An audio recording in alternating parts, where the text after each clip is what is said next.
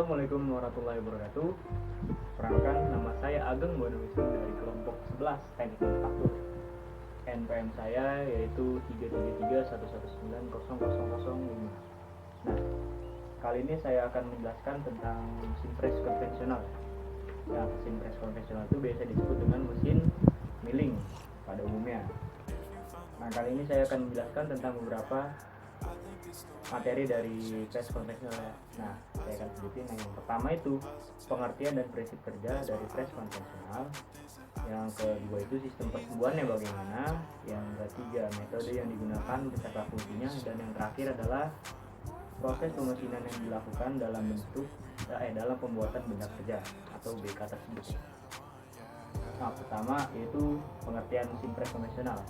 Nah, mesin press ini adalah mesin perkakas yang digunakan untuk melepaskan logam. Melepaskannya secara menyayat ya. Pisau berputar itu oleh mata pisau ketika benda kerja diantarkan pada pisau potong yang berputar.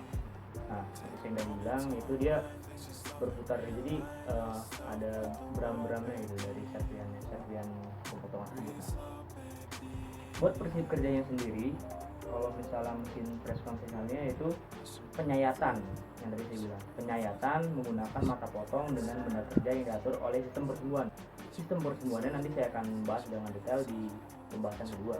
Nah, jadi di sistem pertumbuhan ini kita menggunakan sumbu X, Y, dan Z. Mata pisau bekerja memutar untuk menyayat benda kerja dengan mengelupaskan permukaan benda kerja. Nah, jadi kenanya tuh dia berproses dengan menggunakan pertumbuhan, sistem pertumbuhan X, Y, Z. Nah, jadi terus cara penggunaannya atau cara proses kerjanya itu dia memutar dan memakan benda kerja dengan cara penyayatan seperti itu.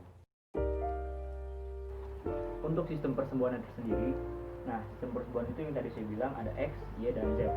Nah, kalau misalnya sumbu X itu bergerak ke kanan dan kiri pada meja kerja. Nah, jadi meja kerjanya itu bergerak kanan dan kiri.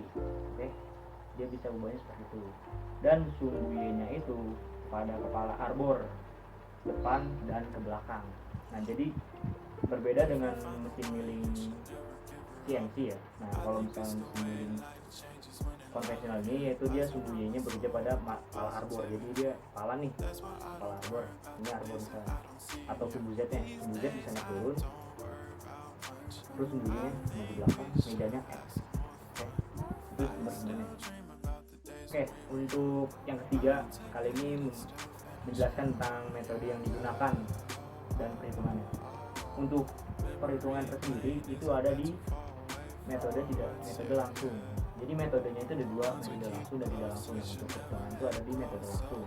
Jadi untuk metode langsung tersendiri itu adalah metode pembagian untuk pembuatan sejumlah tertentu yang menggunakan kepala pembagi dengan jumlah alur tertentu yang berbentuk V. Nah, jadi metode langsung itu kayak perkenaan langsung pakai alur gitu loh dia. Pokoknya langsung, dia nggak ada acuan-acuannya. Nah, kalau misalnya metode tidak langsung itu adalah metode pembagian jumlah banyak dengan menggunakan kelas indeks yang berlubang sebagai acuan. Nah, jadi kalau misalnya metode langsung kita nggak pakai acuan, langsung aja sikat. Kalau misalnya yang metode langsung dia pakai acuan. Nah, jadi untuk perhitungannya itu adalah N sama dengan 24 yang menjadi ketetapan sama dengan per Z. Nah, jadi N itu adalah jumlah penambahan yang digunakan sebagai indikator. Nah, kalau misalnya Z-nya adalah jumlah segi atau profil yang ingin dibuat. Penjelasan yang terakhir yaitu tentang proses pemesinan yang dilakukan dalam pembuatan benda kerja. Nah, jadi misalnya kita udah punya benda kerja nih yang udah dipotong dan segala macam, yang tinggal disikat di mesin aja, di mesin milling. Jadi pertama-tama kita pasang dulu nih benda kerjanya pada cuk ataupun pada rambunya. Jadi dipasang dan dipastikan tuh rata dan kuat biar dia pas lagi dikenain sama pisau nggak goyang-goyang. Nah, yang kedua itu atur pembagi atau atur piringan pembaginya. Ambil cara termudah 0 sampai 23 lubang. Jadi dia tinggal disesuaikan aja lah. Atur jarak benda kerja dengan mata pisau. Nah, jadi atur nih, jangan sampai dia langsung kena, jangan sampai dia kejauhan. Jadi biar momennya tuh pas lagi diinin enak. Nah, habis itu lewatkan beberapa jarak pisau plus minus 10 mili.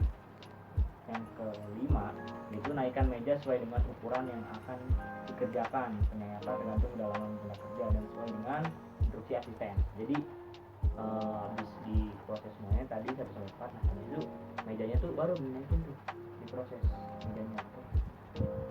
Nah kalau misalnya udah, lakukan penyayatan hingga selesai. Habis itu tinggal diproses dulu, diproses dengan masak pisaunya. Habis diproses itu langsung putar kepala ke bagi sesuai dengan lubang-lubang untuk pengefresan. Jadi tinggal dilaksanakan aja proses itu. Oke, sekian penjelasan dari saya untuk modul ini. Kurang lebihnya mohon maaf. Assalamualaikum warahmatullahi wabarakatuh.